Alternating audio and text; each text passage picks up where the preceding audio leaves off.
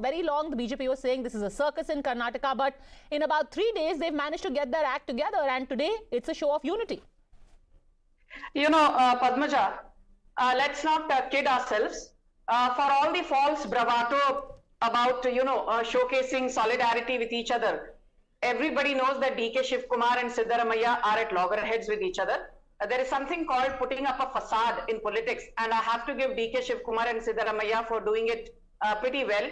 But there are too many dissensions, and I think for anyone who wants to know how this will pan out, just look at the example of Rajasthan. I mean, Sachin Pilot was not some pushover.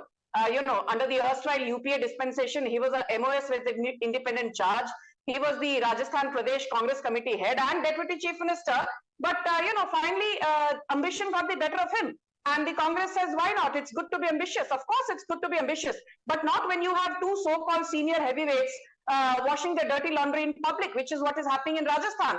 And mind you, an example which is not much spoken about, but is equally true in the case of Congress in Maharashtra is how Prithviraj Chavan and Ashok Chavan ended up washing their dirty laundry in public, and the result is that the Congress has never crossed 45 or 46 seats. If you remember, Ashok Chavan was removed in 2010. Okay, we'll just limit ourselves to Karnataka right now. This is temporary, it's fleeting, Amrit Shenoy, says the BJP.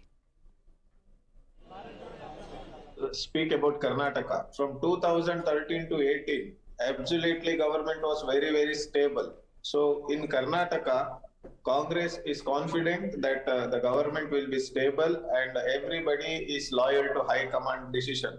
So already it is been shown by Siddaramaiah ji and DK Shivkumar, and the day after swearing in ceremony will take place, and we are all confident that government will be stable. There will not any kind of groupism or any kind of disturbance, rebel activities. Sanju Verma. Padmaja, tell me one thing. You made a very interesting point about, BK Hariprasad being the OBC face and, Zamir Ahmed being the Muslim face and G. Parameshwar being the Dalit face. G. Parameshwar, has been the Deputy Chief Minister when Siddaramaiah was the Chief Minister. I'm talking of 2016-17. Do you think G. Parameshwar will be happy with just another cabinet post? And I'm told that DK Shivkumar wants the meaty positions, including the Finance Ministry, for either himself or his acolytes.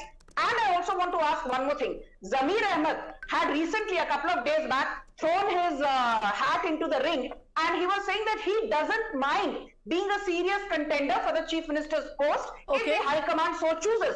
So are you saying that Zamir Ahmed will be happy with just a ministry which is, not a meaty one? So I think there are too many cross currents in terms of political ambitions between the OBCs, the Lingayats, the Vakaligas, and in between this entire quagmire, I think for Siddaramaiah and DK Shivkumar to prevent the boat from rocking will be a Herculean task.